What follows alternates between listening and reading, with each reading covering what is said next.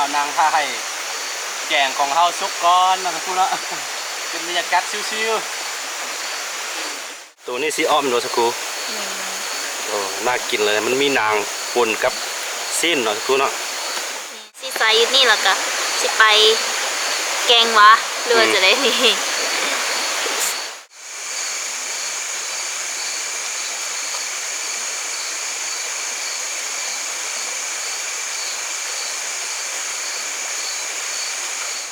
เต้นเดี๋ยวไอ้บอกกินเราเคยกินเลย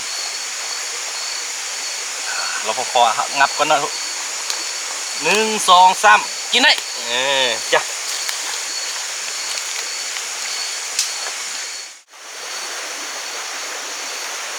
เจ้าสวดรอดตายเนาะตัวเนาะโอเคเดี๋ยวเราอันนั้นกิ่งแค่นั้นแล้วก็สินอนสิเข่านอนได้นึงเนาะเดี๋ยวมื้อเสาร์เจอกันทุกคนสบายดีทุกคนดีกำลังติดตามมักส้มนั่นจะนับเข้าสู่ซ่องอาคาน้อยเนาะมื้อนี้เรามาเปลี่ยนบรรยากาศคือพาสาวครูมานอนปลากางเต้นนอนปลากับเจ้าบุญส่วนน้ำเราจะชวนผมมาน้ำเอาที่มาเฮ็ดเมนูเฮ็ดบางข้าวหลามมีอยากกินเราตั้งใจมานอนชิวๆอยู่ปลาสักพูดเนาะเอาสิมานอนคืนเดียวเราสิกลับเพราะว่าเราบ่ได้มานอนปลานานพอสมควรนะตั้งแต่สาวครูมาสุดนี้เรายังบ่ทันได้ไปนอนปลาจักบาทเลยอันนี้จะเป็นครั้งแรกในครั้งนี้ที่สาวครูมาบ้านเนาะโอเคตอนนี้เราหาสถานที่หาที่ทำเลดีๆกางเต้นนอนก่อนทุกคน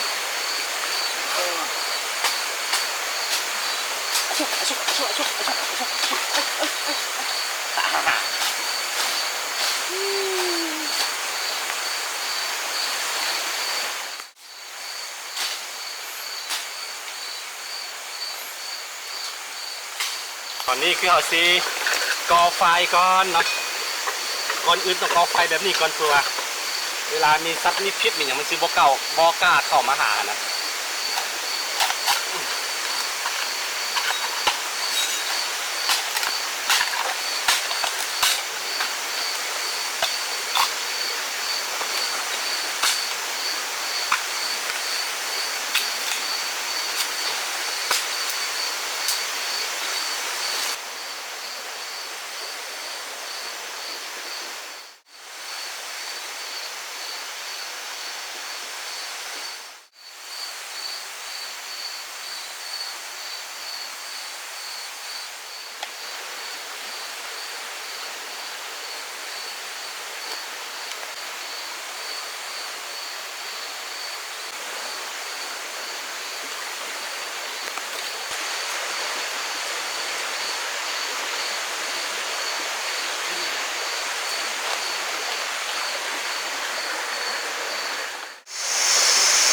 โอเคทุกคนตอนนี้เขาก็ก่อไฟเป็นที่เรียบร้อยแล้วเนาะแล้วก็กางเต้นเป็นที่เรียบร้อยแล้วเนาะก่อไฟก็คือเอาสีหา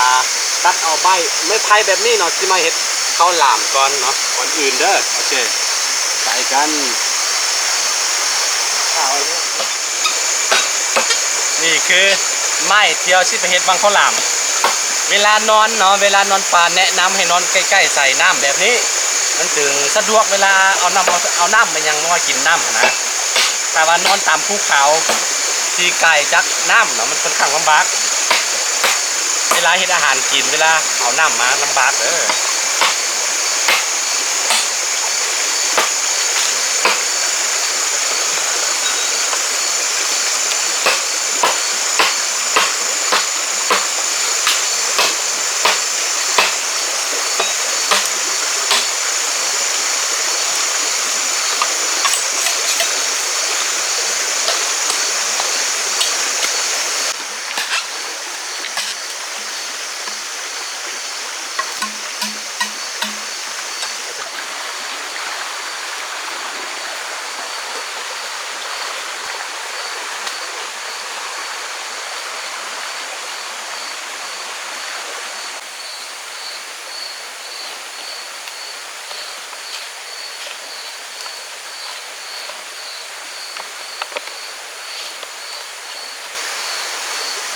ใส่เข้าไปแบบนี้เลยกัน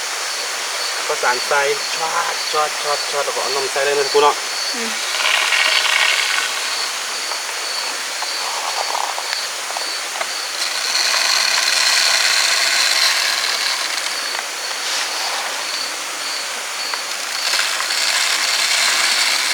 กินอยู่ป่า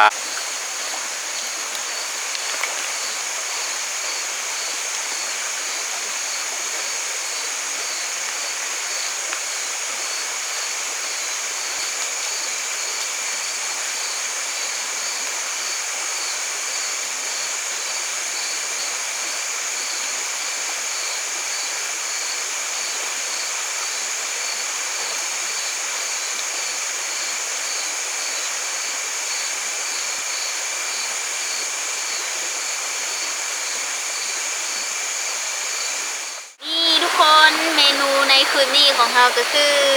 ชิ้นงัวเอามาเตะเหือน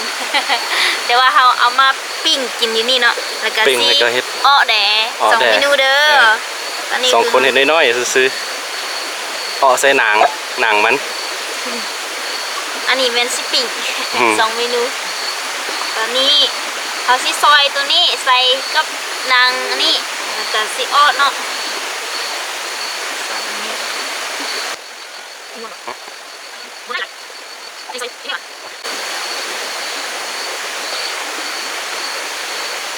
นี่เขาจะซอยหนังอันนี้เขานำแล้วก็สิเฮ็ดอ้อเนาะ แม่น ไปเฮงเถอะ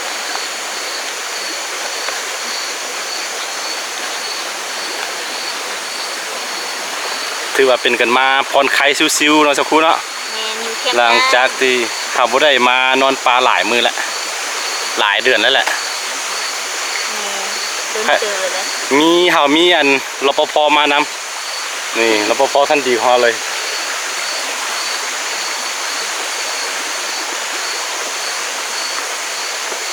แบบไหน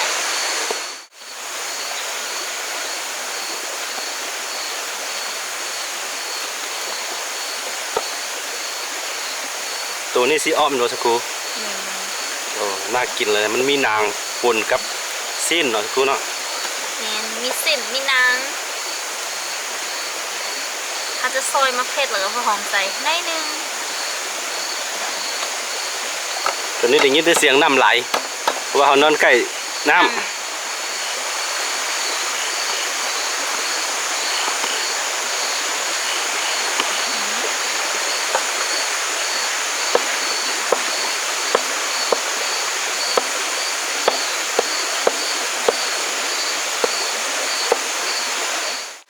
มักกินสิ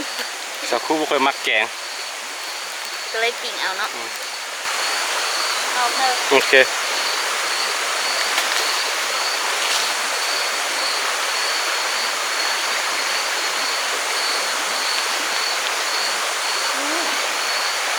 ไฟซ้าย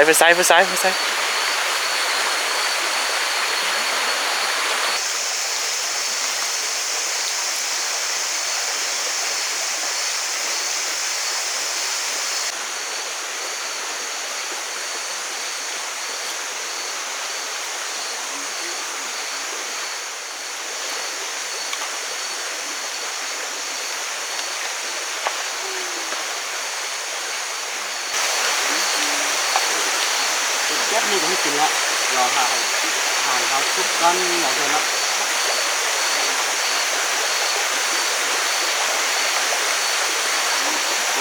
พูดแล้วนะคือตอนนี้เขานางผ้าให้แกงของเขาซุกก้อนนะทุกคนละเป็นบรรยากาศชิว เข้าแล้ว ๆน่าจะได้ยินแต่เสียงน้ำเนื่องจากว่าเขากางเต้นอยู่ใกล้แคมป์น้ำแล้วก็ค่อนข้างเขาไม่ได้ใช้ไม้เป็นอย่างอีกสดๆนะเป็นช่วงยักษ์เหรออาบเลยอาบเลย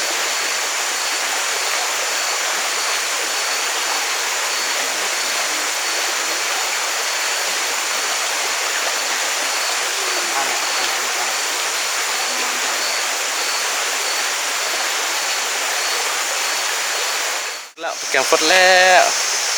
เขาใส่ถ้วยสักครู่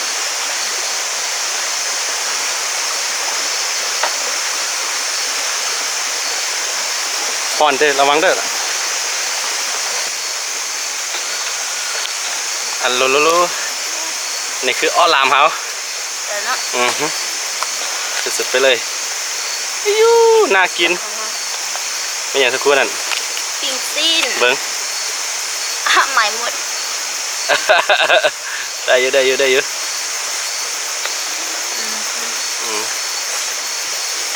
กับครูพาก่อนระวังมือเด้อเอ้าระวังมือตัดเอาหรอเป็นอะไรสุกบอสุกู เราจะสุกอยู่ โอ้นี่คือข้าวหลามเนาะสุกูต บา อน ง นี้ ทีมันหนาแหง รปภเขาอดบ่ไหวนอนก่อนละรปภไอ้ส่วนเขา โอ้ยอยู่นี่ใหม่ อ๋อบ่เป็นหยังได้เดียวซื้ออียาหอมสุด กินได้หรือบ่ เอาออกมาเลยเดี๋ยวออกมาเลยปลาเนี่ย ว้าว สุดไปเลยนี่โอ้โหสุดจริงๆ แทงโอ้โห น่ากินตัวนี้มัดค่อยพาก็ได้ โอเค พาก็ได้คือก่อนอื่นเขาสิให้รปภเขาเป็นผู้ซิมก่อนเนาะสักครู่เนาะรปภเขารปภหิวจุนนี่นอนละ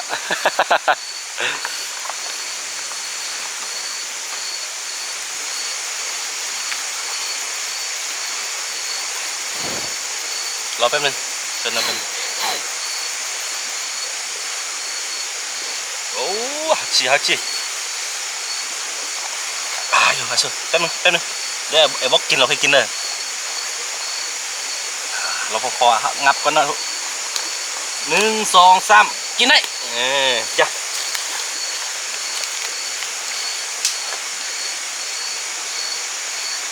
โอเคเขาก็คิดกินก้อนวันนี้นะเราพอกินก้อนเราก็กินตำลังเดี๋ยวพาตัวนี้ใช้มันซ้ำ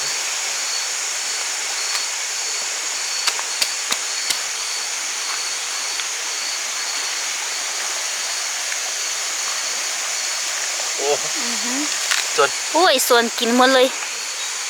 ไวจัง พยังบ่เริ่มกินเทื่อนี้ไอ้ส่วนบ่ทากันเลย กินอิ่มแล้วมึงยังนอนรับปะเลยมึงต้องยามเฮาเลยคือมื้อนี้บ่มีตากล้องมานำแล้วก็ค่อนข้างลำบากเด้อเนาะ กินกันแล้วเด้ออาหารมีแต่แซ่บๆเลยอันนี้คือเฮาใส่อันเนี่ยก็ ข้าวหลาม ใส่บ้างขลามแล้วก็แบบอันหอมแห้งหั่นน่ะหอม กินไม่ไผ่หอมกินใบตอง แล้วก็เมนูของเฮาก็จะมีอ้อลาม เอาหลามหนังงัว หนังงัวกับสิ้นแล้วก็ปิ้งสิ้นเด้อ โอเค อร่อย แ แซ่บสุด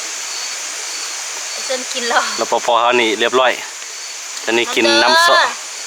กินข้าวน้ำกันเด้อ คิดว่ามันเอิญมัน มึงกินแล้วไอ้ส่วนอยู่ดีๆมึงอยู่ดี พ่อ ๆ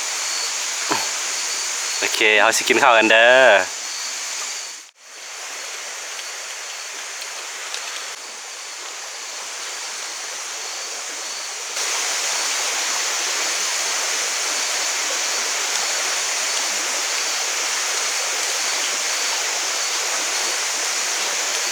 ท่านมึงกินมึงกี่หลัง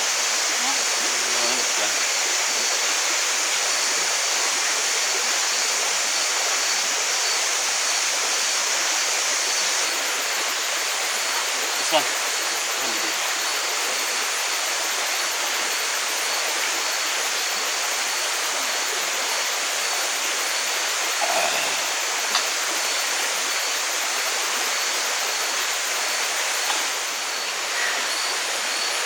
โอเคทุกคนเนาะตอนนี้ฮะก็กินข้าวกินน้ำอิ่มแล้วก็นั่งชิวๆเนาะสักครู่เนาะ นางปิ่ง นั่งผิงไฟด้วยนึงแล้วก็เฮาซีนอนละโดยมีนี่เขาก็เอารปภมานำปลอดภัย ป้องกันนี่คือเจ้าสวนเนาะเจ้าสวนรอดตายเนาะส่วนเนาะโอเคเดี๋ยวเขาอันนั้นผิงไฟนึงแล้วก็ซีนอนซีเข่านอนนิดนึงเนาะแล้วเดี๋ยวมื้อเช้าเจอกันทุกคนไปรปภเขายามละตอนนั้นก็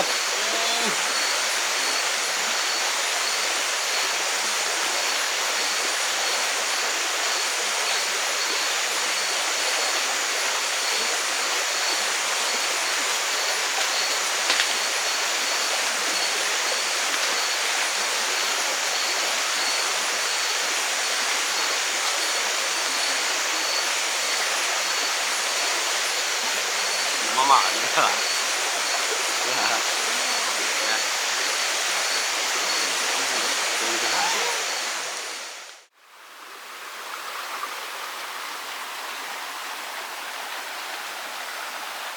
ส่วนสบายดีตอนเช้าเด้อทุกคนเด้อตอนนี้เราเกี่ยมกลับบ้านกันเมียนเป็นยังไงหนึ่งคืน รับดีสุด ฟังเสียงน้ำเสียงธรรมชาติเนาะตีนสวยสุดมันปะ สวย โอเคเมียนบรรยากาศก็ประมาณนี้ทุกคนอันนี้ตั้งใจมาเลยซิวๆไอ้สวนเห็นหนังกินยังไงสวนไอ้สวนมาพี่ดูมาไปเดี๋ยวสวนกินยังวะโอ้นี่มีปอกคอเด้อของฝากจากอีเมล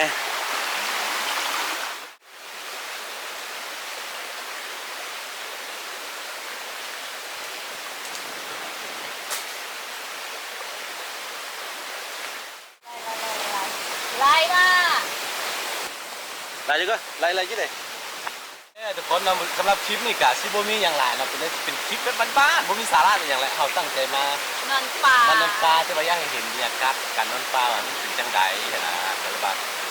บางที่เผื่อว่าFCบางคนมักเนาะมักไปแบบนี้ก็สามารถไปได้ด้วยว่าซิวๆอยู่คุยปลาเนี่ย ก็เป็นตะย่านเด้อ หลายอย่างฟังเสียงฝนฟังเสียงน้ำฟังเสียงธรรมชาติก็คิดว่ารับดีเลยนะคิดเลยโดยเฉพาะหอมีคนมีเจ้าบุญรอดเจ้าบุญรอดเจ้